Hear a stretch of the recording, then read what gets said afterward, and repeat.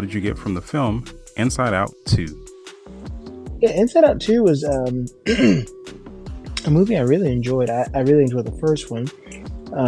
And it's fiction, obviously, but all about your emotions, growing with your emotions, learning how to deal with them to cope.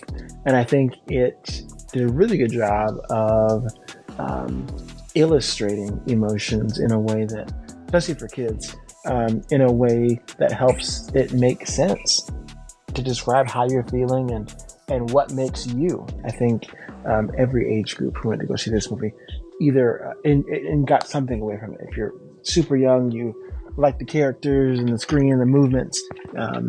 If you are a kid, a teenager, you're probably going through some of this right now. And if you are older, you're probably thinking, wow, that's exactly what this feels like. So it's interesting, this journey through Riley's childhood, watching her grow up and seeing how the emotions cope and make the person that you are. I thought it was written very well.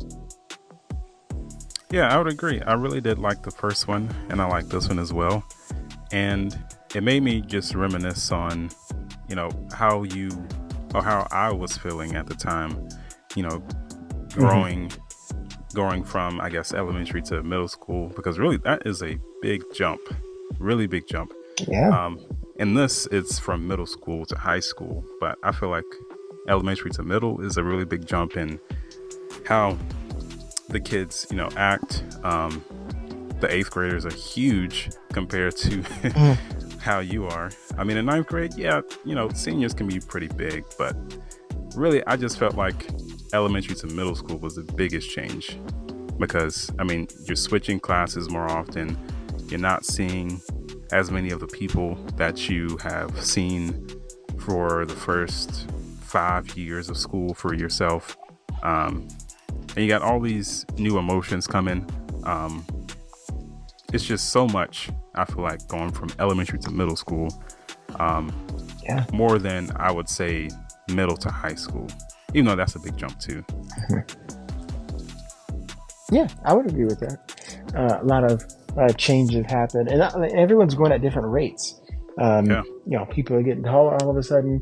You leave for the summer, and someone loses 50 pounds, or gains 5 inches in their height because voices are changing. No one looks the same. You got 10-year-olds to 12-year-olds starting to grow mustaches, and everyone looks weird. It's like a Play-Doh being formed, and everyone's stuck in this awkward phase, and no one realizes it until afterwards. You're like, gosh, that was weird. Yeah. I didn't feel like it was too weird of an experience for me. I felt like it was more of just the outside experience that really shaped everything, like how I felt. You just get, I feel like a lot more peer pressure whenever it comes to middle school, and of course high school too. But in middle school, that's where it really begins, and you start to see, some of the cliques, some of the, I guess, more bullies. You just start to really see what's going to be set up for those next 6 years, really.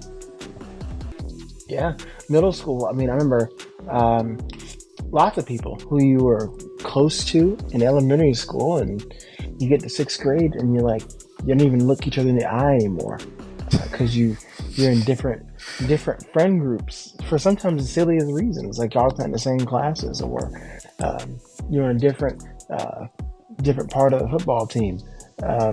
People be people, and they find their groups, and once you're in it, you're kind of stuck, which is a lot of pressure.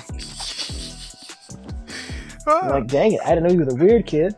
Dang it, no, I'm the weird kid because I hang out with you.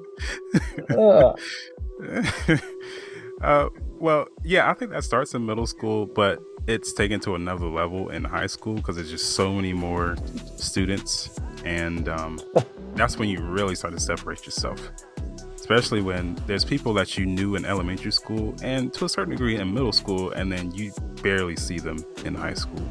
Thanks for watching, and if you would like to be featured on our podcast, Make sure to click the link in the description.